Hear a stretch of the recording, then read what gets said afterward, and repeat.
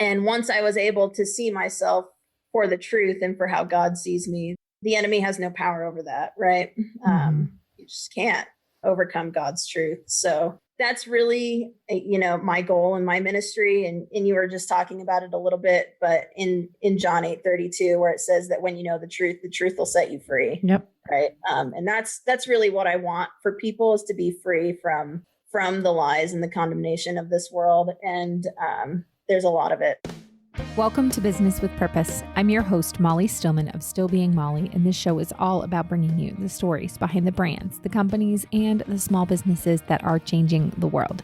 Each week, I interview an entrepreneur, a CEO, a nonprofit director, community leader, or just an incredible person who is trying to make a positive impact, not only with their personal life, but also with their career. My goal is to show you that no matter what you do for a living, you can make an impact wherever you are. My guest this week is Emily Bernath, a rape survivor, sexual assault victim advocate, author, and speaker. Her first book, Broken Lenses: Identifying Your Truths in a World of Lies, came out in 2019, and she just released her newest book, Broken Lenses Volume 2, Seeing Others' Value in a World of Division. Bernath completed a 40-hour sexual assault counselor training course provided by UCASA. She serves as an active board member with a nonprofit, Reveal to Heal International. She offers support, counseling, and advocacy for sexual assault victims, and has participated in and spoken at numerous events and fundraisers in support of victims with the Rape Recovery Center and the Walk of No Shame. She is an incredibly strong woman. She's so wise, and I loved having this conversation. This is something that we haven't really tackled here on the podcast. And so this week's episode is a little bit heavier, but is such a topic that I really believe that more of us need to be talking about, raising awareness of, and equipping ourselves to help those in our communities who have been the victims of sexual assault and rape. I am so grateful for Emily coming on the show to tell her story and to advocate for these incredible people. But before I get to my conversation with Emily, I want to thank our partner of the show, and that is Mama Suds. As you know, I am a huge fan of Mama Suds. The head mama, Michelle Smith at Mama Suds, she is a literal genius, and she creates incredible home products, cleaning products that are all plant-based and effective. They work. For example, her latest extra strength oxygen powder is incredible. It is the bleach alternative that actually works. Okay. I've been using it for months and months and months now, and it is one of my favorite things to use as a laundry booster, a stain remover, and it is a great scouring agent on any non-porous surface. So it is multitasking, and it is absolutely incredible. So head on over to mamasuds.com and use the coupon code Molly, and that will get you 15% off. Now on to my conversation with Emily. Emily, welcome to the show. I'm so happy to have you. Thank you for being here. Yeah, thank you for having me. I am really, really excited to talk with you today and to dive into this subject that I think is so important, and something that I definitely have a passion for talking about. And, I was thinking about it. Here we are, episode 266 for you. And I realized that in 266 episodes, this is not a subject I've really talked about or really interviewed anybody about. And so that's one of the things that I really wanted to have you on the show. So, but before we get kind of into everything with your book and your story and all those things, let's get to know you. So Emily, give us the Emily 101. Tell us who you are, what you do, and how you got to where you are today. Yeah, well, now I'm an author, but being an author was never anything I dreamed for my life. That was definitely something God placed on my path. I actually went to school and got a degree in chemistry. You're going to be like a pharmacist or something? I don't know. Chemistry was the one class in high school that actually made me have to study. So I like the challenge. I don't know. So yeah, that was one thing. That, and I really love math. So math was my first love. Being an author, obviously is the next logical step. So I hated books growing up, actually. I was told at a pretty young age that, I was bad at reading. And it made me have quite the, hatred towards books, and it, it made me feel insufficient and all these things. And so I just kind of stayed away from it. But that's not how God sees me or, my story. And so I fully believe that God is a God who redeems. And yeah, I'm grateful for all the opportunities I've been given through my writing. Yeah. Yeah. So you are an author. Where did you grow up? What, you studied chemistry. What led you kind of to where you are now? Yeah, I grew up in the middle of nowhere, Ohio. Go Buckeyes. So I stayed in Ohio for my undergrad. And when you study chemistry, pretty much nobody stops at a bachelor's degree. Most people get a PhD. I realized that I was too much of an extrovert to want to sit in a chemistry lab my whole life. And so I took grad school as an opportunity to explore something new, and got a master's degree in business instead. And so I used that time of my life to really take advantage of exploring a new place in the country. And I was figured, I can go anywhere I want for school. And if I hate it after 2 years, I can leave, right? Yeah. I actually did a Google search for the top 20 cities for people in their 20s and just started applying to schools in those cities. And wound up in Salt Lake City. And it's been 7 years. On August 1st will be 7 years, and I'm still here. So that's how I ended up here. And I love it. It's great. I love that you Google searched where you were going to, you're like, you know what? I don't know where I want to go. I'm going to Google it. We're just going to see. Yeah. We're just going to see. Well, it's like I was 23 when I moved out here. I was like, I don't know where I want to move, but I at least want some like opportunity or like a scene for people my age there. So, yeah. Well, as you've kind of shared a little bit and as we've alluded to, you went to school for chemistry, studied business, and now you're an author and a speaker. But and the things that you write about and speak about now were certainly not on your radar at the moment. And so I would love for you to just kind of share a little bit of your story and what led you to becoming an author and what it is that you speak about. Yeah, so I would say I kind of grew up in church, but it never really had like a deeper meaning to me. And so when I went off to college, I kind of set that part of my life aside and lived the typical college party life for a couple of years, thought I was doing everything right, or so the media portrays college, right? I was living that life pretty well. And that kind of just all came crashing down towards the end of my second year when I was raped. And it was kind of a wake-up call moment for me. And I hadn't been pursuing a relationship with God, but really I was in a place where I had nowhere to go and I had no one to talk to. And so I turned to God and I said, what the heck? Right. Yeah. And I was angry. And through that experience, you really learn, who's on your side and, who's there to talk to. And yeah, I had quite the wake up call with, relationships and whatnot. And yeah, it was a few months after that had happened that a woman in one of my classes asked me if I wanted to join a Bible study or that she was a part of, and really was kind of at a place in my life where I had nothing to lose. And so I went, and it was through that experience. And, I wanted this, I wanted a woman that I felt like I could confide to and talk with this experience about. And I really didn't have that at that time in my life because I didn't value those kinds of relationships beforehand, which was also another wake up call, right? Like, what are you spending your time in and investing in? Through that and through gaining a community, a healthier community that saw me for who I was and loved me as Emily and didn't judge me and see me as, this worthless, disgusting person that I saw myself as. It was powerful. And, it made my commitment to myself was that I was going to be that person for other women, that they were for me. And that's where the desire came from. I didn't know it was going to turn out into writing books, but, I like leading groups and I wanted to lead a woman's small group. And one day got the opportunity presented to me. They're like, Emily, why don't you dream up what this group looks like? And I was sitting in the middle of a coffee shop talking to a couple of women one day, and all of a sudden I heard it and it was like, you need to write.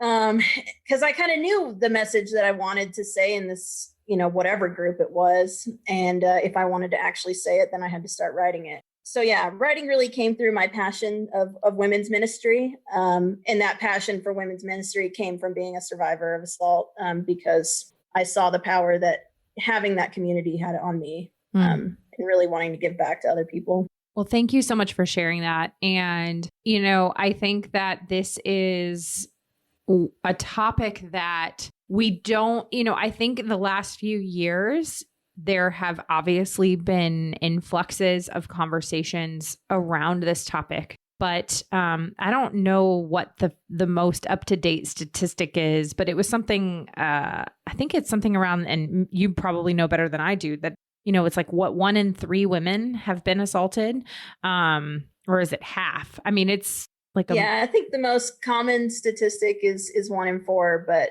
yeah, a lot of it is unspoken, right? Absolutely. And so the reality is probably greater than that, right? But right. And it's the kind of thing where, you know, when you and others like you begin to share pieces of your story and begin to allow a safe place for other women to share their stories, just the impact then that can have, because it gives other women the opportunity to stand up and say, hey, yeah, like this happened. I mean, we saw it with the Me Too movement. I mean, let's just be honest. Yeah. Like it was all of a sudden it gives women permission, and it begins to break down. And we know, you know, you and I both know from you know, kind of coming from a faith perspective, that the enemy wants to use those stories to hold us captive. Yes. And when we can talk about them, when we can talk about hard things, when we can talk about stories of assault and abuse, the enemy no longer has hold over us, over those things. And I know that that's one of the things that you have really been intentional about, is talking about how, you know, you found a way to heal and recover through faith and through sharing your story, you know, after being assaulted in college. And so I'd love for you to kind of share a little bit about that journey for you. And I know that you shared that a lot of it was walking in community with other women who kind of held the door open for you, so to speak. But kind of, I'd love for you to kind of share what was going on internally for you as you were kind of on this journey of healing and recovering from this, and refusing to let the enemy tell you that you were, you know, all those lies about you. Yeah. So, I mean, one of the biggest things I believed about myself after it happened was that my body had been like tainted, that I wasn't, that my part of my value had been taken from me because of what had happened. And the enemy loves it when we believe stuff like that, right? So you're talking about that while you were speaking. One of the things I was thinking about, and a yardstick I used to kind of measure where is this message coming from in my own life, is in John 10:10, which says the enemy comes to steal, kill, and destroy. So any voice that's speaking to me that's trying to steal, kill, or destroy anything in my life is not from God. And then you just finish out that verse and you say that he has come. I have come to bring life and have it more abundantly. And so, yes, take those lies and replace them with truth. Yes. Sorry, continue. Exactly. But I mean, and it's not to, I don't know, diminish the fact that is the reality for a lot of survivors. And that is genuinely how they feel, that they are worthless, that they, you know, have been taken advantage of, and they're not the same person that they were. And that can't be farther from the truth, right? Like, God created us in his image. Our value is irreplaceable to him, and no human is powerful enough to take that away from us. But it took me years to get to a place where I believed that. And really, there was a verse. I was in a service one night. This was a couple of years after it happened, but they were quoting 1 Corinthians 6, where it says, you know, your body is a temple, honor God with your body. And I was like, my body is crap. You know, like, I don't believe that. But if God sees my body like that, like, I want to know how to see it in the same way. So I guess I kind of took it like a prove it aspect to God, like, show me, like, prove it to me that this is really how you see me. Yeah. And once I was able to see myself for the truth and for how God sees me, the enemy has no power over that, right? You just can't overcome God's truth. So that's really, my goal in my ministry. And you were just talking about it a little bit, but in John 8:32, where it says that when you know the truth will set you free. Yep. Right. And that's really what I want for people, is to be free from the lies and the condemnation of this world. And there's a lot of it. Oh, so yeah, we're riddled with it. Yeah. So that, is what all of my books are based off of. Every chapter in them is on a different truth. And book 1 is more self-truth. Who am I? I am beautiful. I am capable. I am smart. And Broken Lenses Volume 2 is more outward facing. How do I interact with those around me? How does God see others? He sees them as worthy, as accepted, as belonging. Like, how do I just see others with this inherent value of belonging, that it's not my place to say where you do and don't belong. Right. Right. Yeah, it blows my mind, because we all want these things, right? We all want to be accepted. We all want to be treated with respect. We all want to belong somewhere, right? Have this greater sense of I have a place, right? Right. And yet we just don't show it. There's just a disconnect there that I hope through the second book, it addresses some of that. Well, I'd love to dive into that a little bit, because this is, something that I think is just very relevant right now. Obviously, you wrote a book on it. So, you know what I mean? Yeah. And it's just, especially when we have like all of us, I was actually having a conversation with somebody about this yesterday. It's like, we are all unique. God created us and knit us together in our mother's wombs in a unique and intricate way. But we are also, all of us, not actually that unique. We all have struggles. We all bring crap to the table. We all have these things in our lives that we see, that affect the way we see the world and the way that we interact with people. We all want to feel like we belong. We all want to feel like we fit in. I mean, there are innate things within us that, make us not all that unique. Like, we just all have these things. And so when we have experienced trauma, when we have experienced our own, differing walks of suffering and pain and joy and successes and all those things, you know what I mean? That then affects how we view others. It affects how we interact with others. And so I know that that's a lot of what kind of motivated you to write this second book, Broken Lenses 2, Seeing Others' Value in a World of Division. And so kind of walk us through that journey. What was it in your own journey that then led you to say, like, you know what, I think that this is something that is a pain point right now for people? I guess for me, that people treating me in the ways that are spoken of in the second book is why I'm a follower of Christ. Like, to this day, like, you can't necessarily, I couldn't explain it at the time, but I just knew that those people saw me differently than I saw myself. Like, I was pretty open about what had happened to me very early on. And I know a lot of survivors aren't, and for, their own good reasons, right? I inherently knew what had happened to me wasn't my fault. And I was dying for someone to believe me. Right. And that was the very first step. Right. And it's the first step in a relationship with God too. He just wants us to believe, right? Yeah. That he is who he says he is. And once we place that belief in him, he is able to work in our lives. Right. So that in itself was powerful. And I didn't know how to believe originally, but through enough, love and care and spending time with God, he can transform us, right? It's him that does the work in us, not us doing the work ourselves. Yeah. But yeah, really my heart behind the second book is that when we see others as God sees them, it unites us. And when we see others the way the world tells us to, it divides us. And really that power of unity and division is in our hands. And we see it in the world everywhere. Yeah. Like, we see the division. I don't have to explain that to you where it is, right? It's every day in the news. But that's not what we were made for, right? It's one of the first truths spoken in the Bible. We're not made to be alone. So yeah, how do we overcome those, messages of the world and, work to be a people who are united?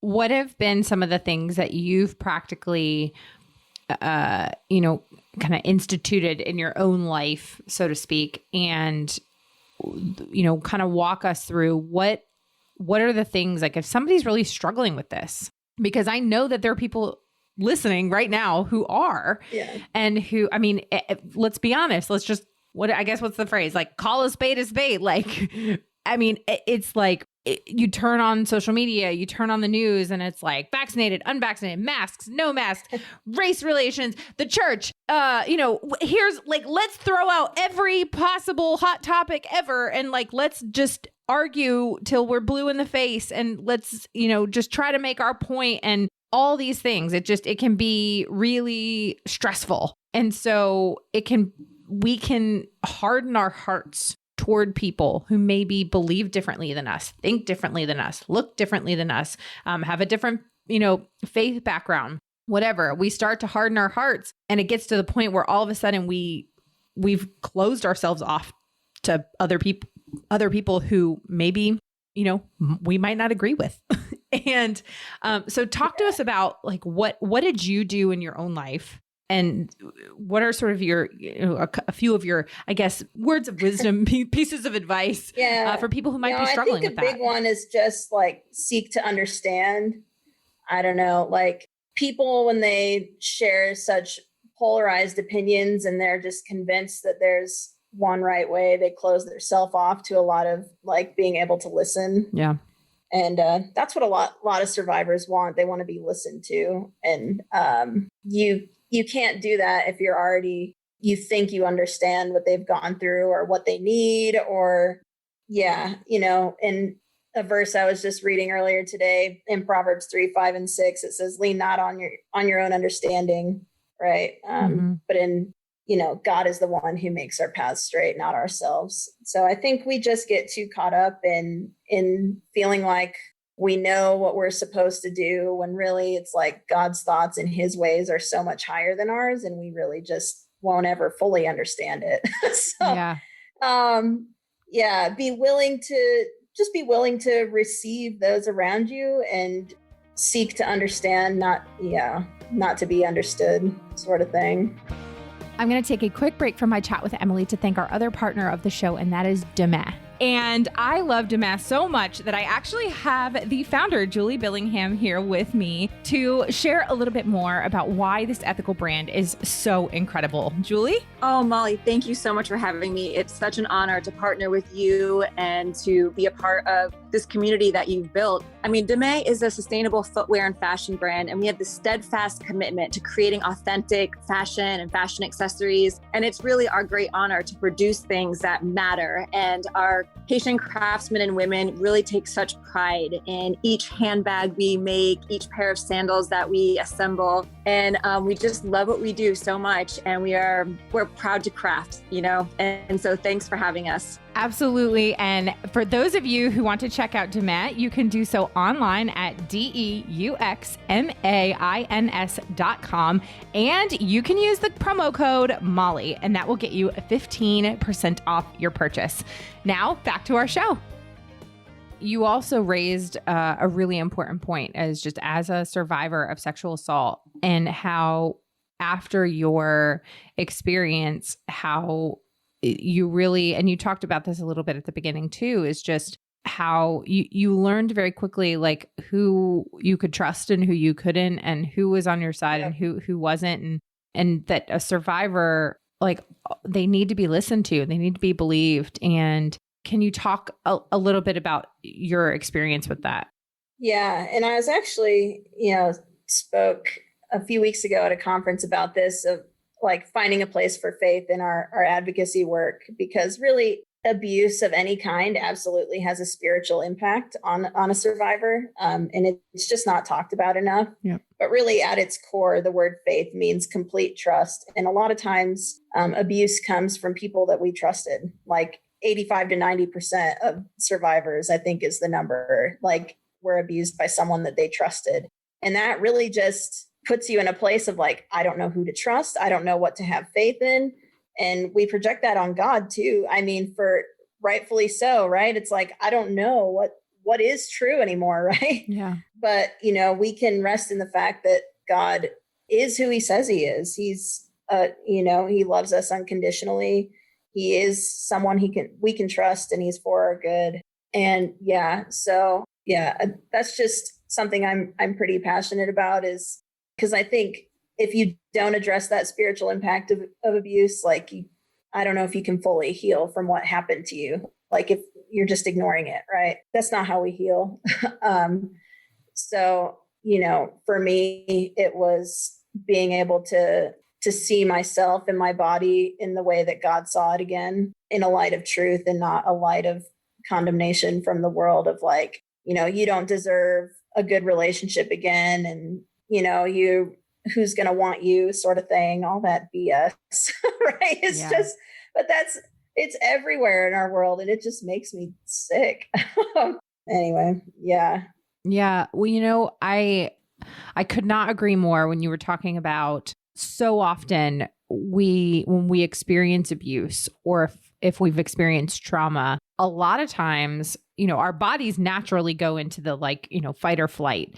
And many times to cope, our bodies will it's almost like we shut down emotionally, and we're just like, we're going to just pretend like this didn't happen. And I'm going to just set this aside, and I'm just going to move on, and I'm not going to deal with it, and it's going to be fine, and everything is going to be fine, and I'm fine, and everything's fine, and we're all fine. Okay. All of us are fine. Yep. But eventually, guess what? Eventually it has to be uncovered. And I kind of liken it like the analogy that has been top of mind for me recently was, so we just moved this year to a farm, and we bought this house, and the house was built in the late 80s. And a lot of the things that we renovated the kitchen, and we kind of did like a full gut job of things, and, tore everything out. We're replacing parts of the floor, but we quickly began to realize that a lot of the things that had been done to the house over the years were very cosmetic, and they were not updating and taking care of the things that aren't pretty, but need to function properly to live in a house safely. So things like the entire HVAC system had never been upgraded in 30 plus years. And so it was, there was mold in it. And so we had to rip all of that out and replace it. There was subflooring that clearly had gotten wet at some point, and then there was mold growing. So guess what? We had to cut all that out and replace it. The water treatment system, we're on a septic and a well. The water treatment system had never been updated. So everything had to be replaced because the water was contaminated. I mean, name it, and we've had to fix it or replace it. But it was over the years, they had just been we'll deal with that at a later date. We'll deal with that at a later date. We're just going to put this cosmetic update, and we're going to make it look really nice, but the interior of it is going to be completely falling apart. And guess what? Then here we were in the year 2021, and we had to put I don't even want to say the number of how expensive it was of all the, repairs that we had to do on the house that you can't see. You can't see these repairs, but it's almost like that in our body is sometimes we just cosmetically try to cover we're going to get our hair done. We're going to look nice. We're going to have a great job and we're going to drive a nice car and all these things that people can see and they look really great. But on the inside, we haven't dealt with the things that need to be dealt with. We haven't gone to therapy. We haven't, we're not plugged into a church. We're not plugged into community, and we're not dealing with and addressing the deep issues that keep us functioning healthily. And so that's kind of what I liken it to, is a house that's just sort of falling apart on the inside, and you're just addressing cosmetic things on the outside. And it's well, guess what? It's a powder keg, and this is going to eventually blow, and we're going to need to deal with this. Well, and that's where the freedom is found too. Yes. Addressing that. Yeah. So for you, at what point did you realize, and I don't know, was it quickly? Was it not quickly? Was it, I don't know if timeline really matters, but at what point kind of in your healing journey, was there a light bulb moment where you were I'm going to I'm reclaiming my life now. Like, this is not going to hold power over me anymore. Well, it definitely didn't magically happen over one day. Maybe for some people it does. For me, it did not. And it's kind of a multi-step process over, it's been 10 years now, and still, I'm still finding freedom in areas and healing and stuff like that. Yeah. But I would say, after a couple of years or so, I told myself that I could, I deserved a good man in a relationship again. And if that was something that was for my life, that I could have that. Yeah. And I deserved that. After another couple of years after that is when I got approached about writing. And so I started my writing journey about 5 years ago now. And even a couple of years into that journey, I got close to the end of my second book, and I'm just like, why am I the one that has to say this? So even just doubting my own ability to bring this message to the world. So, there's healing there, right? Right. It honestly shocked me, because it was like I said, I was pretty open about my story very early on. And I was writing my story in my book. And I'm like, this is a story I've told. I don't know how many times I should be able to write it in my book, but I couldn't even think about it without crying. I wasn't even actually writing. I just couldn't even think about it. And I would just sit there bawling. And I'm like, why am I such a mess? It doesn't make any sense. I've told this story, but really it was about, it was a control issue. It's like when I'm sharing my story in certain groups of people, you can, share with discretion based on the group itself. I don't know. But when you write it, it's just it's out there and it's for the world to see, and anybody can buy my book and anybody can read what happened. And that was an act of surrender that I didn't know that I wasn't ready for. But there was definitely healing in that too, right? Because it was like, oh my gosh, God is the one that's using my story. It's not my job to be able to say it right or whatever. I just have to be willing and able to just serve. That's what God wants us to do, really, is just, he wants us to follow him, right? It's not me doing the work. It's him working through me. So, long story short, there's multiple,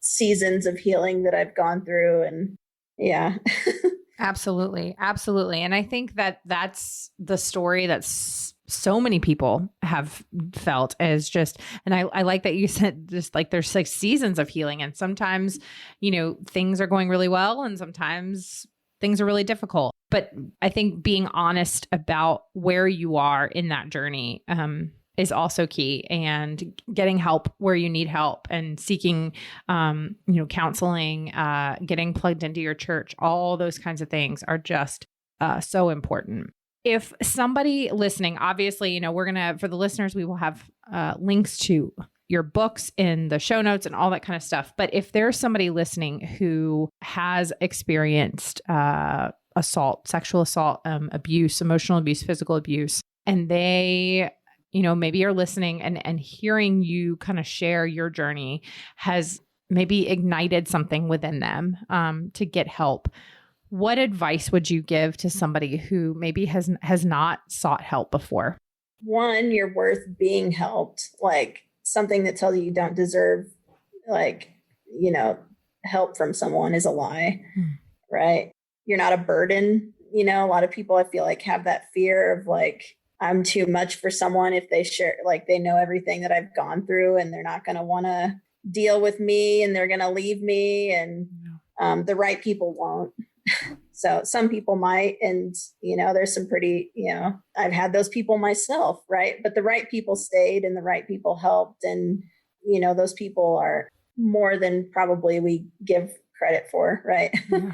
I think we just place these, stigmas on, how much people are actually willing to help. So don't assume that they're not going to help you. And there's so many resources out there. This is something I was completely unaware of in my own healing journey. But every state out there has a coalition against sexual assault. They're connected with the community. They know there's countless, organizations out there who are working with survivors and want to help too. So even if it's not just a personal friend, reach out to those organizations and find out like where you can go.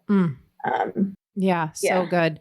That's such great advice. And I will make sure also in the show notes to include links for how to get connected with some of those support groups, but again, realizing that you are worthy of needing help or worthy of receiving help is so important.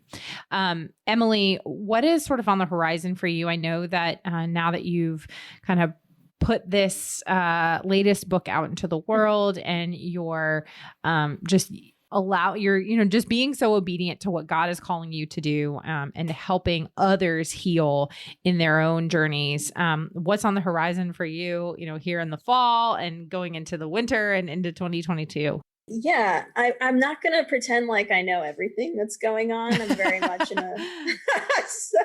I am writing the third book, so that's going on, and I'm doing that here and there in the evenings. So volume 3 to come in the, give me a year or so. I am writing that, and looking definitely to get more involved in speaking to communities of survivors. Had the honor of speaking at a couple of them last month, and really, that's just where I feel God has called me the most to speak to. And I'm happy to be a resource in that community. And I don't completely know where it's going to go, but I'm excited to see how the path unfolds. Yeah, that's awesome.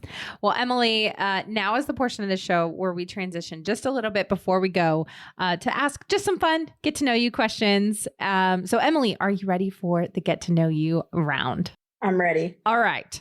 Question number 1. What is your guilty pleasure? Oh, gosh. In what aspect? It could be could be food, could be like a show or, Yeah. I'm not a big TV watcher, so that's not a guilty pleasure area for me. Like, I am so pop culturally illiterate. It's not even funny. So it could be like a food or something like that. A food? I'm kind of a sucker for chicken wings, I guess. Oh, yes. Do you have like a flavor of choice, or are you just like any chicken wings? I like to think I have somewhat of a tolerance for spice, so we can go, crank it up a little bit on the buffalo sauce. I'm not a barbecue fan, so I would go against that. I like it. Crank it up with the buffalo sauce. Now, are you a blue cheese or a ranch person? Blue cheese. Blue cheese. All right. Yeah. Blue cheese with your chicken wings. I'm from Ohio, and ranch is huge in Ohio, but I never really bought onto that train. They like dip ranch in their pizza and all kinds of things. I don't do that. I love it. I actually like my pizza with ranch. So don't judge me. It's fine. Okay. Speaking of don't judge me, what would you do differently? Maybe like for a living or, as a, like, I don't know. Like something like if you wanted to like dye your hair purple, I don't know. What would you do differently in your life if you knew no one was going to judge you? Wow. I don't know if I would do much differently because I'm not really like super afraid of judgment from the world. I love it. Yes, Emily. No. Yeah. That's not really something that, I'm like, see, for me, it would be like, I would dye my hair pink. Like, I mean, I realize that like I'm a 36-year-old woman and I have 2 children. Like, I probably shouldn't dye my hair pink at this stage of my life, but like, I probably would. But so like, that's kind of what I think about. It's like, if my bold move with my hair would probably just be shaving it. Someday. Yeah, just like get it out. It really just stresses me out. Hair in general, like I just can't. You can ask my hairstylist. I'm the worst. It's fine. She loves me. It's fine. Yeah, she loves you. It's fine. It's fine. I love it. Okay. I know that you said as a child you weren't super into reading. Has that changed as an adult? Not really. Most of the books I read now, I read because I know the person that wrote it. I can't even talk. I know the person that wrote it and I want to support them. Like, because I know, I enjoy when people read my books. So when you're not working, what do you do that is just that fills your cup? What, obviously I know you said you don't watch TV. We don't love to read. What is it that you do that just like brings you a lot of joy? I'm playing in a softball game later tonight, so I do that a couple nights a week. I love it. Yeah. And I also am a youth group leader at the church I go to, so I hang out with the high schoolers a lot. We were just in Philadelphia for a whole week, and it was a blast. High schoolers are awesome. I love high schoolers. They're very real, and I just appreciate that. Yes. I used to teach high school English, like I'm sorry, many years ago. Many years ago. And it's funny because like I look back because I mean, I'm 36 now, but I was 22 when I started teaching high school English, and I looked like I was in high school. And so, but I think back to that, but like I loved my students. I actually still keep in touch with some of my students. And so I love that, just I love the realness. If you want like an honest opinion, ask a teenager. They'll tell you. Yeah. And it's even better when they like give you a compliment because they're not saying it just because. Yeah, exactly. Exactly. Okay. My last question is the question I ask all my guests, and that is, Emily, what does it mean to you to run a business with purpose? First and foremost, it's like my purpose is given to me by God. And so for me, running my business with purpose is really seeking what it is that God has for me and just being faithful to that calling, right? So, I mean, writing, any of my advocacy work, pretty much anything I do now is nothing I really truly asked for in my life. It was just kind of, what I felt like I was called to do. And so if I lose sight of God and what he's trying to do in my life, then that purpose kind of goes with it, right? So it's really just staying in tune with like, all right, is this what you're calling me to do, God? If yes, then I need to go. For me, James is my favorite book in the Bible, and faith without action is dead. So I'm a big action person. James is my favorite book too. Yeah.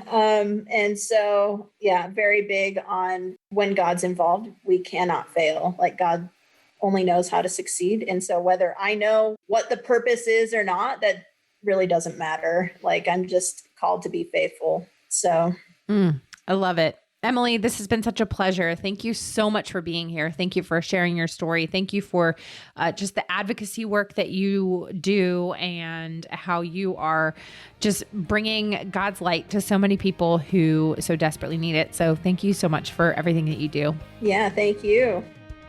Friend, I would love to know what you loved about this episode or something that you learned. Find me on social media. I'm at Still Being Molly or at Business with Purpose Podcast on Instagram and Facebook. And don't forget to use that hashtag Business with Purpose Podcast when you're sharing the show with a friend. Thanks so much for listening to this week's episode. If you are a first-time listener of the show, welcome. Be sure to check out the archives for past shows featuring so many incredible entrepreneurs, business owners, community leaders who are changing the world. If you are a regular listener of the show, thank you. Thank you for your support. Thank you for tuning in and week out. Be sure to head on over to Apple Podcasts, Spotify, Google Play, Radio Public, Overcast, Stitcher, basically wherever you get your podcasts. Click that subscribe or follow button. To click that button means you will never miss a new episode of the show. And while you're there, would you take a moment to just leave a review? Would you take a moment to maybe share one of your favorite episodes with a friend? Leaving a review, sharing the show with a friend. It is totally free for you, and it is the biggest help for me in the entire world. You have no idea how much I appreciate it. It just also helps me to know what you're liking and how the show is impacting you. As always, this show is produced by the incredible team at Third Wheel Media. Thank you so much for listening. Now go do something good with purpose, on purpose.